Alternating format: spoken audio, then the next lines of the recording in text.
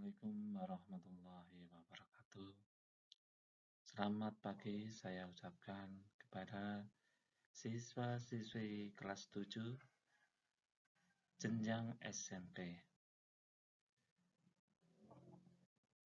Baiklah, kita lanjutkan materi bab 1 tentang perumusan dan penetapan Pancasila sebagai dasar negara.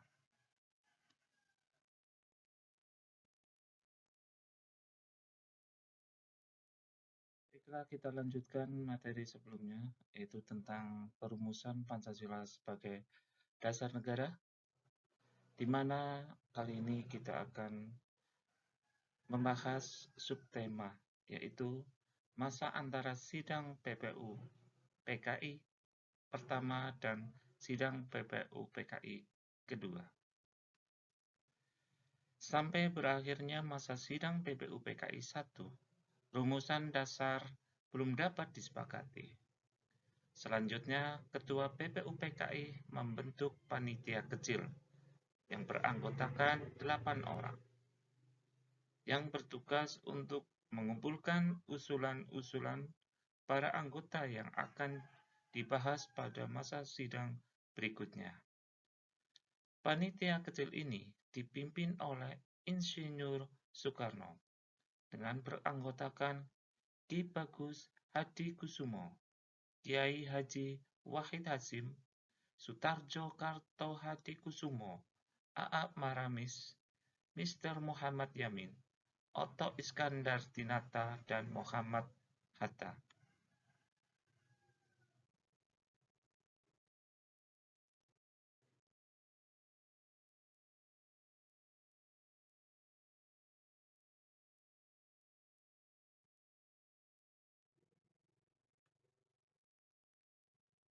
Panitia kecil mengadakan pertemuan untuk mengumpulkan dan memeriksa asal-usul menyangkut beberapa masalah, yaitu tentang Indonesia Merdeka.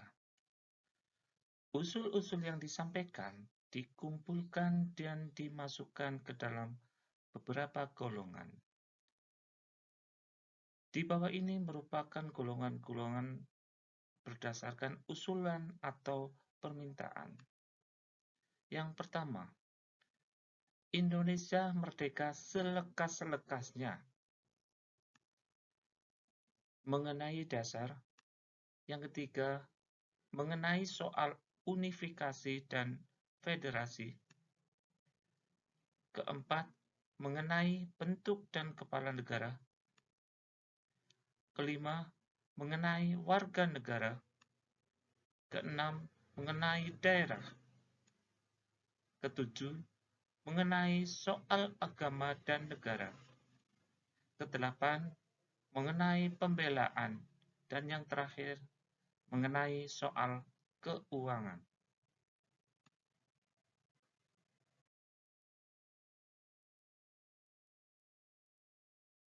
Panitia kecil, atau biasa disebut dengan Panitia 8, mengadakan rapat dengan 38 anggota PPU PKI di kantor besar Jawa Hokkaido. Pada pertemuan tersebut, membentuk satu panitia kecil lagi yang berjumlah 9 orang, atau yang biasa disebut dengan Panitia 9. Panitia 9 beranggotakan Insinyur Soekarno sebagai ketua.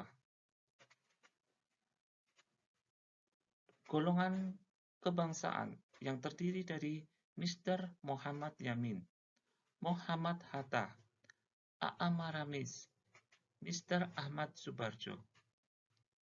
Golongan Islam, Kiai Haji Wahid Hasyim, Kiai Haji Kahar Musakir, Haji Agus Salim, dan Raden Abikusno Cokrosujoso.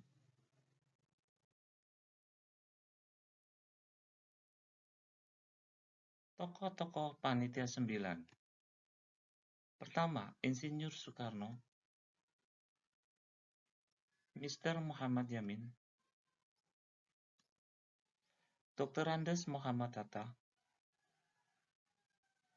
A.A. Maramis,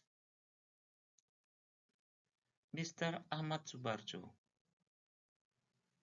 Kiai Haji Kahar Muzakir, Kiai Haji Wahid Hasim, Kiai Haji Agus Salim, Raden Apikusno Cokrosuyoso,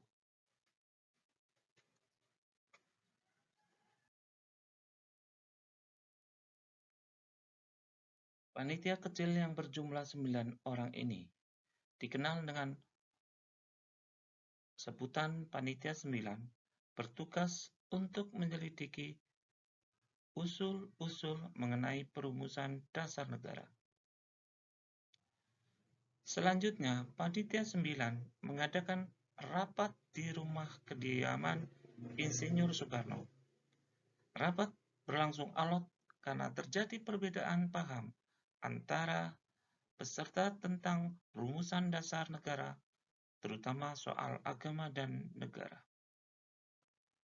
Pada tanggal 22 Juni 1945, telah mencapai satu kesepakatan tentang rancangan pembukaan hukum dasar atau Undang-Undang Dasar. Persetujuan Panitia 9 ini tertuang dalam satu rancangan naskah pembukaan hukum dasar atau Undang-Undang Dasar. Naskah Muqaddimah yang ditandatangani oleh anggota Panitia 9 dikenal dengan nama Piagam Jakarta atau Jakarta Charter. Panitia kecil penyelidik usul-usul berkeyakinan bahwa naskah ini dapat mempersatukan paham-paham yang ada di kalangan PPUPKI. Selanjutnya, naskah ini akan dibawa ke sidang kedua BPUPKI tanggal 10 sampai 17 Juli 1945. Dan pada tanggal 14 Juli 1945, naskah Muqaddimah disepakati oleh BPUPKI.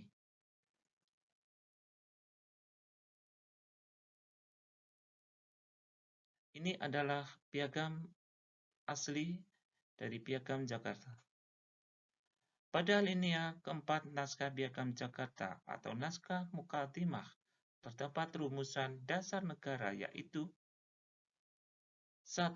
Ketuhanan dengan kewajiban menjalankan syariat Islam bagi pemeluk-pemeluknya. Kedua, kemanusiaan yang adil dan beradab. 3. Persatuan Indonesia. 4. Kerakyatan yang dipimpin oleh hikmat kebijaksanaan dalam permusyawaratan perwakilan. Kelima, keadilan sosial bagi seluruh rakyat Indonesia. Dari semua anggota Panitia 9, ada 3 tokoh yang memberi nama rancangan pembukaan hukum dasar.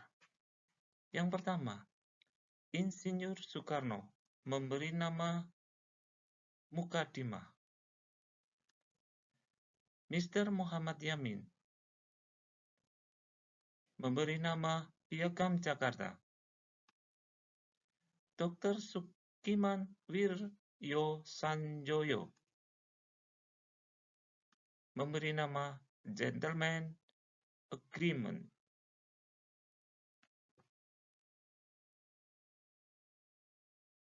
Kesimpulan. Sampai berakhirnya sidang PPUPKI 1, rumusan dasar negara belum dapat disepakati. Ketua PPUPKI membentuk Panitia 8 yang tujuannya menampung usulan-usulan tentang Indonesia Merdeka. Ketiga, Panitia 8 mengadakan rapat dengan 38 anggota PPUPKI di kantor besar Jawa Hokokai, membentuk Panitia 9. Keempat, Panitia 9 bertugas untuk menyelidiki usul-usul mengenai perumusan dasar negara. Kelima, pada tanggal 22 Juni 1945 telah mencapai satu persetujuan antara kesepakatan tentang Rancangan Pembukaan Hukum Dasar atau Undang-Undang Dasar yang lebih dikenal dengan Piagam Jakarta. 6. Terdapat 3 orang yang memberikan istilah berbeda terhadap naskah Mukadimah atau Piagam Jakarta, yaitu Insinyur Soekarno memberi nama Mukadimah, Mr. Muhammad Yamin memberi nama Piagam Jakarta, dan Dr. Sukiman Wiryosanjoyo menyebutnya Gentleman Agreement. Demikian materi yang saya sampaikan. Semoga bermanfaat bagi kalian semuanya. Dan kita lanjutkan untuk materi berikutnya. Masih dalam bab 1, perumusan dan penetapan Pancasila sebagai dasar negara. Pesan saya, tetap semangat dan jaga kesehatan kalian. Assalamualaikum warahmatullahi wabarakatuh.